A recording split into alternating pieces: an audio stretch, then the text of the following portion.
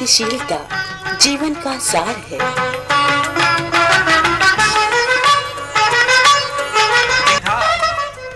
Hello दोस्तों, आप सभी का हमारे इस कार्यक्रम में स्वागत है।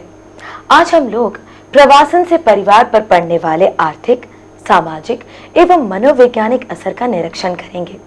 लोगों का आजीविका के लिए प्रवासन अपनी मूल भूमि को छोड़कर नई भूमि की ओर जाना है। सदियों से ये चलता आ रहा है, चाहे वह मूसा का अपने साथियों के साथ लाल सागर के पार जाना रहा हो या फिर पांडवों का इंद्रप्रस्थ जाना। प्रवासन को समस्याओं के समाधान के तौर पर लगातार देखा गया है। यहाँ तक कि हमारी लोकप्रिय संस्कृति व्यक्ति को गरीबी से अमीरी तक पहुँचाने में प्रवासन की वकालत करती है। सभी खानाबदोश समुदाय व्यापार के लिए सदियों से प्रवासन करते रहे हैं। राजस्थान के बंजारे और नट और पहाड़ी क्षेत्रों के लोग इसके उदाहरण हैं। तो प्रवासन वास्तव में क्या है? प्रवासन को मनुष्य का लगभग स्थायी स्थानांतरण कहा जा सकता है, जो लंबी दूरी के लिए हो और व्यक्ति के निवास एवं जन्म स्थान से दूर हो। प्रवासन गांव से शहर, शहर से शहर एवं यहाँ तक कि एक देश से दूसरे देश तक भी हो सकता है, पर प्रवासन की यही एक सही दिशा नहीं है।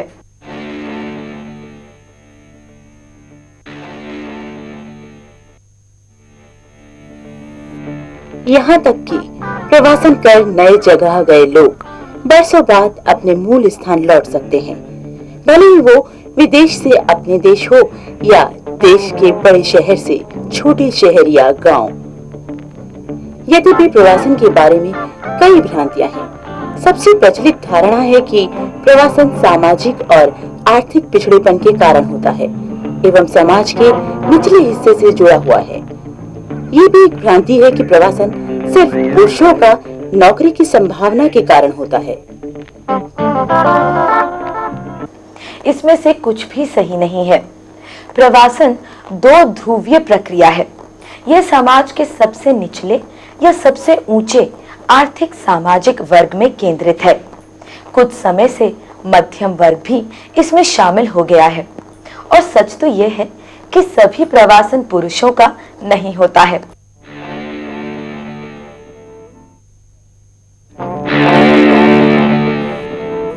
प्रवासन का प्रवासियों, उनके परिवार एवं यहाँ तक कि उनके समाज पर सकारात्मक या नकारात्मक दोनों प्रभाव पड़ सकते हैं।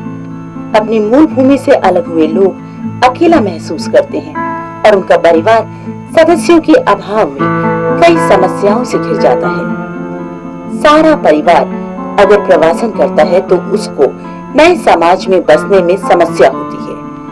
अपने मूल शहर में वे अपने समुदाय के सहयोग की अपेक्षा कर सकते हैं, जबकि नई जगह बैंक खाता खुलवाने जैसे साधारण कार्यों के लिए या राशन कार्ड या वोटर पहचान पत्र बनवाने जैसे कार्यों के लिए भी उनको भागदौड़ करनी पड़ती है। पुराने समाज की तुलना में प्रवासियों की नए समाज में स्वीकृति पर उनके सामाजिक और आर्थिक स्थिति का असर पड़ता है। भूपति किसान अगर आजीविका के लिए प्रवासन करता है तो वो इस समुदाय में सम्मान नहीं पाता। एक प्रवासी जिसको विदेश के बड़े शहर में कोई खास तवज्जो नहीं मिलती, अपना मूल शहर लौटकर उत्सुक पड़ोसियों का सम्मान पा सकता है। समुदाय के स्वागत में उम्र, प्रजाति, ने एवं सांस्कृतिक आधार पर भी अंतर हो सकता है। प्रवासी के नए समुदाय में सफलता सिर्फ इस बात पर निर्भर नहीं है कि वह कितना धनी या प्रभावी नहीं है, बल्कि नया समुदाय उसका किस तरह स्वागत करना चाहता है।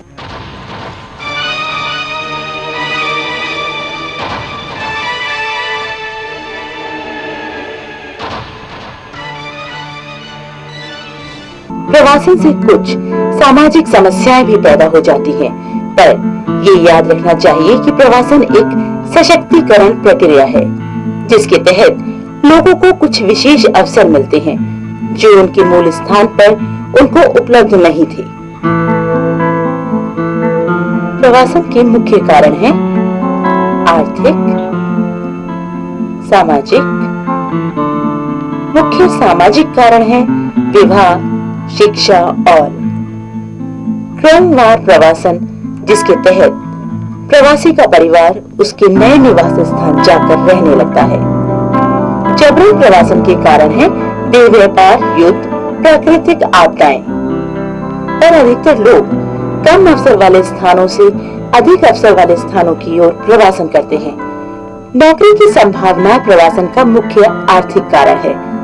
देह व्यापार जबरन प्रवासन का एक प्रकार है जो मुख्यतः आर्थिक कारणों से होता है। खगोलीकरण ने लोगों के स्व विकास की आकांक्षा को बढ़ा दिया है। मीडिया ने इस आकांक्षा को बढ़ाने का कार्य किया है। परिणाम स्वरूप शहरी मध्यम एवं उच्च वर्गों में शिक्षा एवं रोजगार के अवसर के लिए विदेश जाना आम हो गया है। यद्यपि विदेश जाने की आकांक्षा रखने वाले लोगों में से बहुत ही कम प्रवासन कर पाते हैं। विशेष बात ये है कि भारतीय सूचना प्रौद्योगिकी प्रशिक्षित कर्मियों की पूरी दुनिया में भारी मांग है और अब वे भारत के कुल अंतर्राष्ट्रीय प्रवासी लोगों में बड़ी संख्या रखते हैं। यद्यपि भारत से प्रशिक्षित एवं गैर प्रशिक्षित श्रमिक दशकों से मध्य पूर्व के देश जाते रहे हैं। अब तक हमने प्रवासन का इतिहास और प्रक्रिया एवं इसके प्रेरक तत्वों का परीक्षण कर लिया है। अब समय है कि प्रवासन करने वाले व्यक्ति और उसके परिवार पर पड़ने वाले असर का निरीक्षण किया जाए। प्रवासन का असर सामाजिक एवं आर्थिक स्थिति एवं क्षेत्र से क्षेत्र के अनुसार अलग अलग होता है। पहले उच्च वर्ग की समीक्षा करें। इस वर्ग के पास धन एवं शक्ति अधिक होती है। ये काफी भ्रमण करते हैं एवं इनमें शिक्षा, शादी या व्यवसाय के लिए विशेषकर दूसरे देशों में प्रवासन एक आम बात है। प्रवासी मुख्यतः युवा एवं अकेले होते हैं। क्योंकि उनके परिवार में धन की कोई कमी नहीं होती, इसलिए उनका परिवार उनकी प्रवासन से आने वाले रकम पर आश्रित नहीं रहता है। रकम भेजने के स्थान पर वो अपने परिवार के लिए संपत्ति या उपभोक्ता उत्पादों में निवेश करता है। भले ही आर्थिक प्रभाव न के बराबर हो, पर इन परिवारों पर कई सामाजिक एवं मनोवैज्ञानिक असर पड़ते हैं। सामाजिक तौर पर अंतर्राष्ट्रीय प्रवासन परिवार के विभाजन को बढ़ाता है। नए देश में प्रवासन करते समय व्यक्ति अपनी मूल भूमि से जुड़ी यादें ताजा रखता है। यह उसको सक्रिय रखने में मदद करती है। यद्यपि जब प्रवासी वापस आता है तो उसका मूल भूमि में हो चुके बदलाव को स्वीकार करने मुश्किल हो जाता है। जब उन्होंने ऐसा किया, कई दूसरी पीढ़ी के प्रवासी ये जगह पर ही मूल भूमि के अपेक्षा रहना पसंद करते हैं। वे भी एक अच्छी जीवन पद्धति एवं भावनाएं चाहते हैं, जिसके लिए उनके माता पिता ने प्रवासन किया था।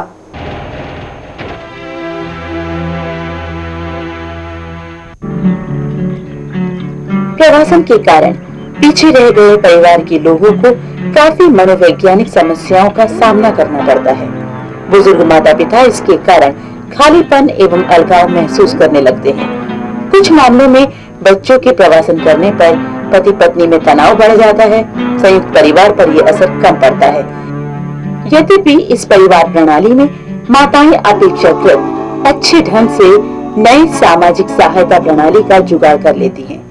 अलगाव से बचने के लिए माताओं की अपेक्षा पिता सेवानिवृत्त या कम सामाजिक होने के कारण मादक द्रव्य जैसे सिगरेट, अल्कोहल लेने के लिए लालायित रहते हैं। प्रवासी का अपने मूल स्थल का दौरा उसके प्रवास वाले जगह से इसकी दूरी पर निर्भर करता है। जो दूसरे देश में प्रवास करते हैं, वह देश के अंदर रहने वाले प्रवासियों की तुलना में मूल भूमि कम आते हैं। इसके भी कई उदाहरण हैं। माता पिता ही बच्चों के प्रवास वाले जगह चले जाते हैं। वास्तव में उनका सांस्कृतिक समायोजन इस बात पर निर्भर है कि वे कहां तक नए मूल्यों को स्वीकार कर सकते हैं। अधिकांश ऊंचे वर्ग के लोग दूसरे देशों, खासकर पश्चिमी देशों में प्रवास कर रहे हैं। इसलिए इसका उन पर उनके परिवारों पर होने वाले असर का निरीक्षण करना जरूरी है। एक अंतर्राष्ट्रीय प्रवासी पहले से ही पश्चिमी संस्कृति एवं परंपराओं से काफी परिचित होता है। यद्यपि इसके बावजूद भी विदेश में पहुंचने पर उसको कुछ सांस्कृतिक झटका लगता है। व्यक्ति में कई भ्रांतियां हो सकती हैं, क्योंकि उसके मूल्य पद्धति पर ही सवाल उठने लगता है।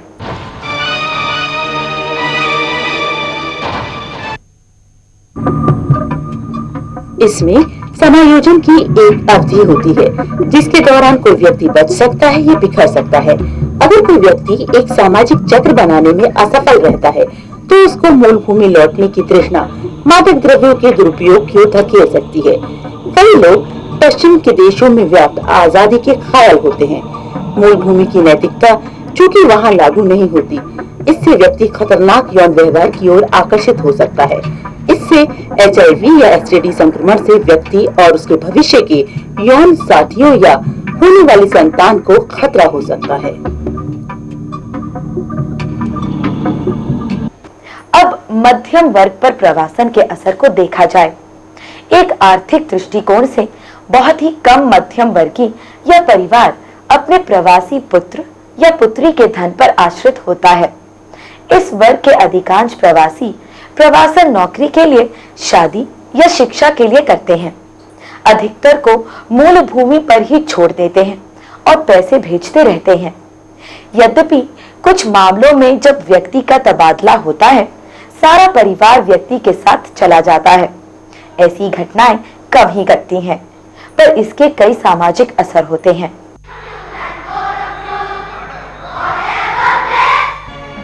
बच्चों की शिक्षा प्रभावित होती है। उनको नए वातावरण में समायोजित होकर नए मित्र बनाने पड़ते हैं।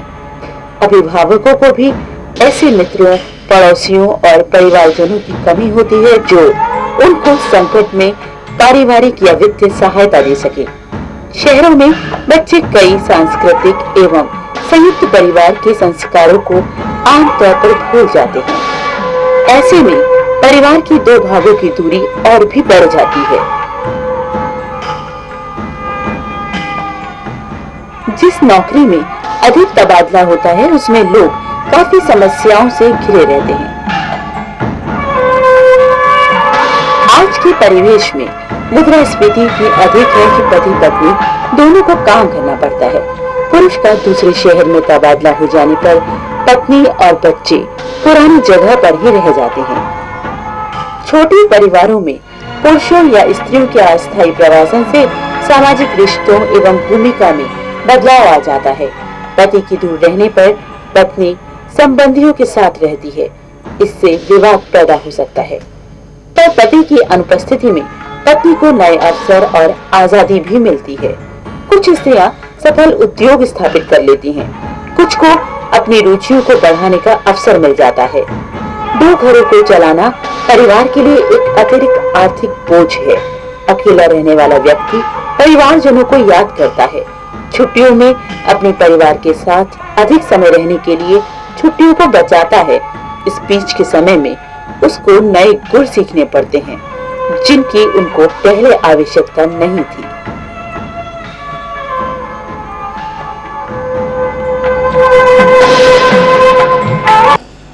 अब इस संबंध में श्रीलंका एवं पाकिस्तान में पाए गए तथ्यों का निरीक्षण करें। जैसे श्रीलंका के मामले में माता पिता के संरक्षण में बच्चों को छोड़कर प्रवासन करती है, तो इस स्थिति में पिता को बच्चों का विशेष संरक्षण करना पड़ता है, जो कि पहले उनकी पत्नी का काम था।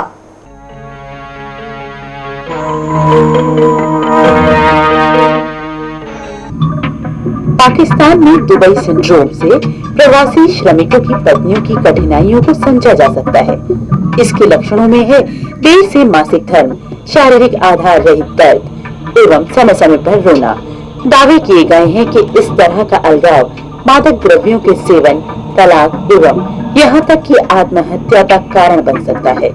यद्यपि ऐसा कभी कभी होता है, हमेशा नहीं।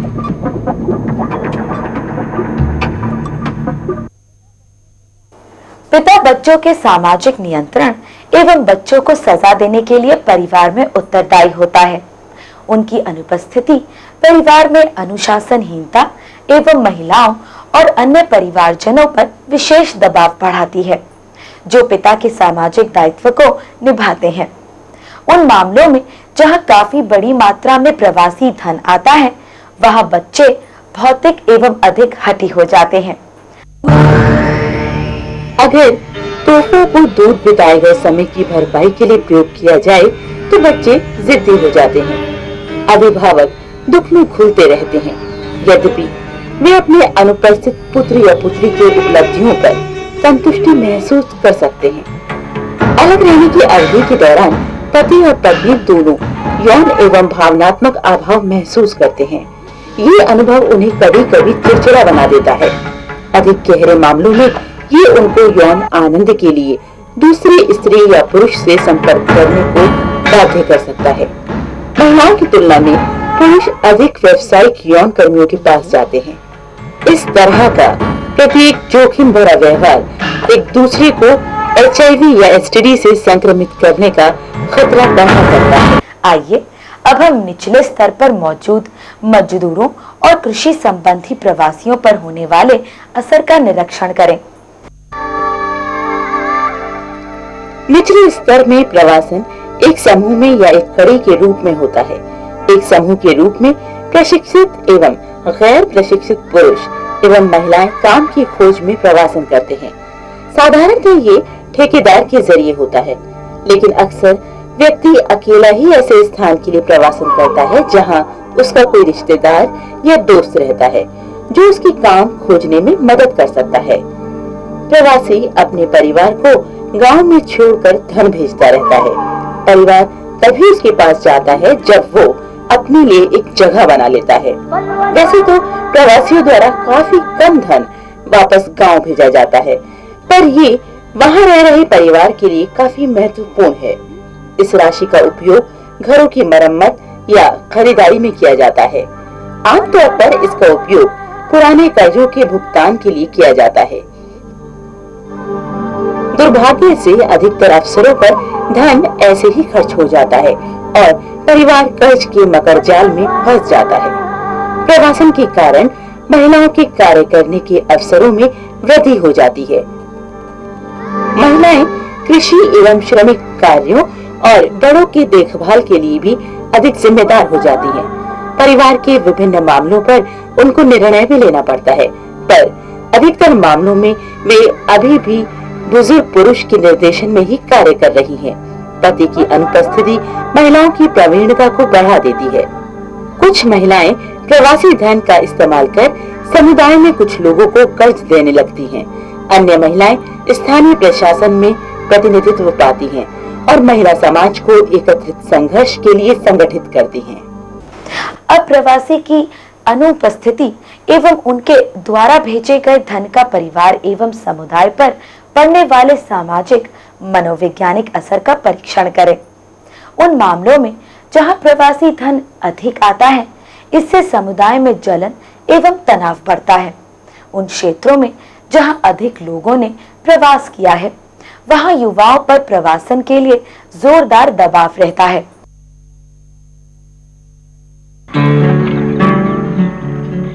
ऐसा नहीं होने पर निराशा होती है। ऐसा दावा किया जाता है कि ये निराशा मादक द्रव्य सेवन एवं आत्महत्या की प्रवृत्ति को बढ़ावा देती है। प्रवास के परिणाम स्वरूप परिवार शिक्षा को महत्व देता है, पर बालकों की शिक्षा पर ही विशेष ध्यान दिया जाता है।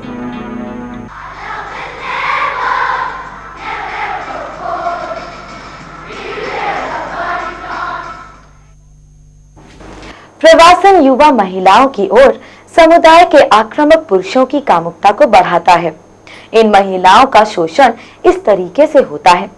इस परिवेश का सबसे महत्वपूर्ण भाग यह है कि इस तरह के मामलों में यौन भागीदार किस तरह एक दूसरे को HIV या STD से संक्रमित करते हैं। इस तरह के प्रवासन के मामले में प्रवासी वर्ष में 2 बार घर जाता है, पर महिलाएं पति से दूर पीछे ही रह जाती हैं। उत्तरी बिहार के विदेशिया और बिरहा लोक गीतों में इस तरह के अकेली महिलाओं की व्यथा को व्यक्त किया गया है। बड़ा दुख दई के गए, दिया बजर के केवड़िया जंजीरिया अकेलापन एक ऐसी स्थिति है जो कि परिवार को ही नहीं बल्कि प्रवासियों को भी प्रभावित करती है। इसके अतिरिक्त प्रवासियों पर अन्य कई मनोवैज्ञानिक असर पड़ते हैं। परिवार के संरक्षण एवं अपनत्व को छोड़कर प्रवासी एक नए स्थान पर एक नए समुदाय में जाते हैं। प्रवासी की सफलता या विफलता इस बात पर निर्भर करती है कि समुदाय उसे कैसे स्वीकार करता है। उसकी आर्थिक स्थिति के अनुसार उस पर असर पड़ता है। ये पाया गया है कि जो प्रवासी अपनी रोजी रोटी के लिए प्रवास करते हैं वहीं तक सीमित रह जाते हैं, और जब धनी लोग ऐसा करते हैं तो वे खुद को ऐश्वर्य में ही पाते हैं।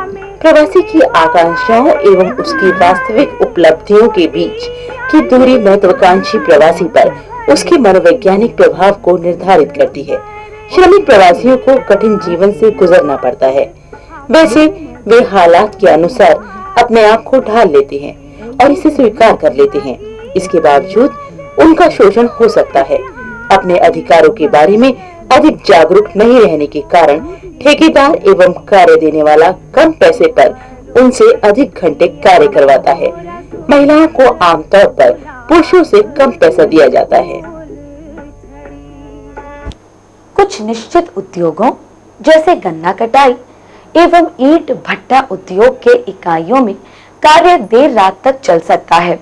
वैसे किसी महिला श्रमिक को रात्रि में कार्य करवाना अवैध है, पर कानूनों का कोई पालन नहीं करता। महिला श्रमिकों का यौन शोषण होता है, पर विभिन्न कारणों से इसके खिलाफ कार्यवाही नहीं की जाती।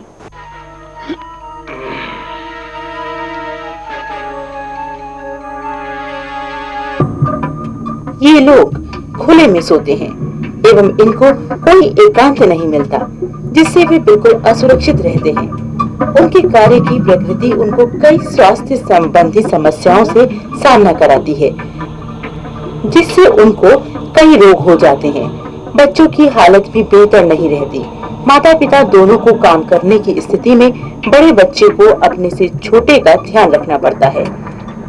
ऐसे में प्रवासी पुरुषों द्वारा घरेलू हिंसा करना अपना पुरुषार्थ प्रदर्शित करने का साधन होता है। एक ऐसी दुनिया जहां उसके मूल्य को शायद ही माना जाता हो, वहां व्यक्ति एक काल्पनिक दुनिया का सृजन करता है जो उसके फिल्मी पसंद के अनुसार होता है। यद्यपि कटु वास्तविकताओं के सामने जब ये बुलबुला फट जाता है, तब प्रवासी शराब या अन्य मादक द्रव्य लेने लगता है। परिवार की आय में कमी के कारण ये लत पति और पत्नी के बीच झगड़े का कारण बन जाती है। निराशा और अलगाव किसी को जोखिम लेने योग्य बना देता है। इसी तरह दोस्तों के दबाव का या किसी खास सामाजिक वर्ग से जुड़े होने के कारण नहीं होता। किसी भी कारणवश जोखिम लेने पर व्यक्ति खुद को, अपने परिवार एवं यहाँ तक कि समाज को भी STD एवं HIV की भेंट चढ़ा सकता है।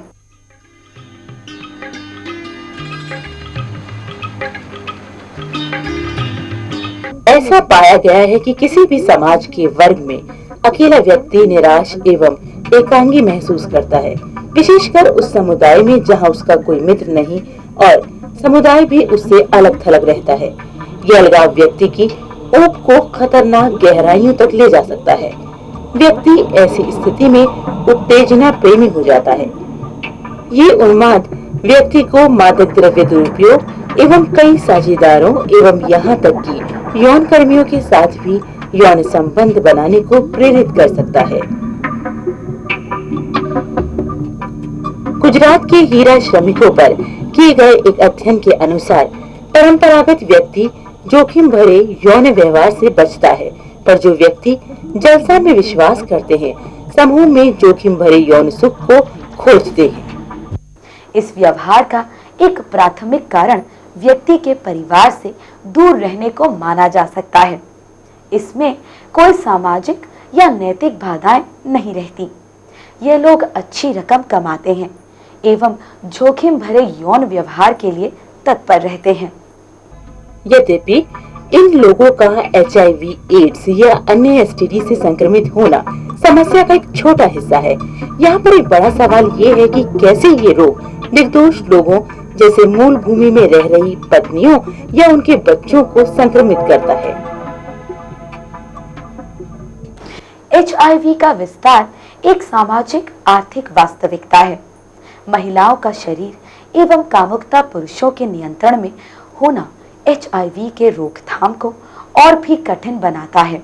आमतौर पर जो पुरुष जोखिम भरे यौन व्यवहार करते हैं या सुई से मादक द्रव्य लेते हैं, वो इस बारे में अपनी पत्नी को दोहरी भूमिका के बारे में नहीं बताते।